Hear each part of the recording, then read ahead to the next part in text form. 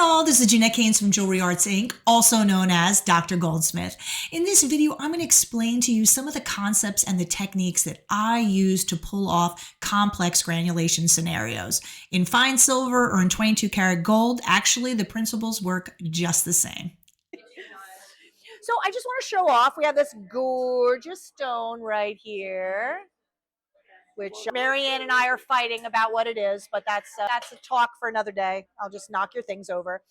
But the main reason that I thought we would do this video is, like, I get this question a lot with granulation, right? So beautiful stone, we made a lovely bezel, and she wanted like granules going all the way around it. Now, when you fuse a bezel to a backsheet and granulate around it, you can do that. That's the way that I was taught to granulate, actually.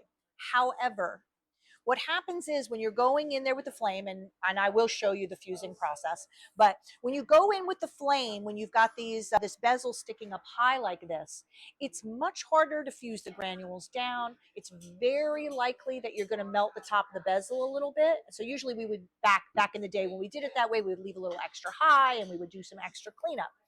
You know how much I like cleanup, right? Hate it. And also I like to do a lot of granulation. I like to get cuckoo bananas. I don't necessarily just want one row. So what I found when I was doing granulation on my own, I was like, it's it's really better to get the bezel out of the equation.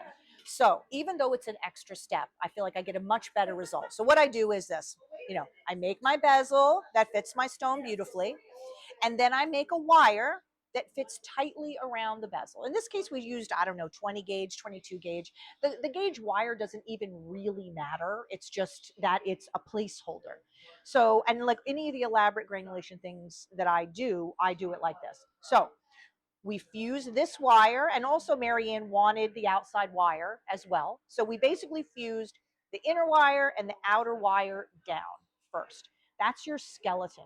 It's incredibly difficult to lay out wires and granules at the same time, because you move a granule, it moves the wire, it moves all the other granules, and basically you go around and around until you like lose your fucking mind. So for me, I'd like to have at least one thing fused down, held in place before I lay out all the granules. So that's what we did. We fused the outside and the inside wire down. We've laid all the granules on the inside right now are just there with a little bit of glue. We're going to fuse them in a minute. But the advantage to this is we can pop this in the kiln, get the whole thing hot, go from one side to the other, like fuse all the granules down, easy peasy. The bezel stays absolutely pristine. And then when we're done, we just take this bezel, pop it in there. We know it fits because we made it fit, and we solder it in. Bezel stays pristine. You have no trouble granulating. So for me, like I said, it's a little bit of an extra step, but like a billion times worth it. And if you look at any of my like hyper granulated pieces, you're going to see that. You're going to see a little wire that fits around the bezel. And that's why I do it. It's really worthwhile for sure. Now, also, like, let's say this was going to be a ring, let's just say, and you're like, I need the back sheet to be thick and heavy. Granulation does not like thick. No. So when you granulate, normally you granulate on thin, like 26 gauge or 30 gauge, and then you sweat solder it onto something much thicker and stronger, right?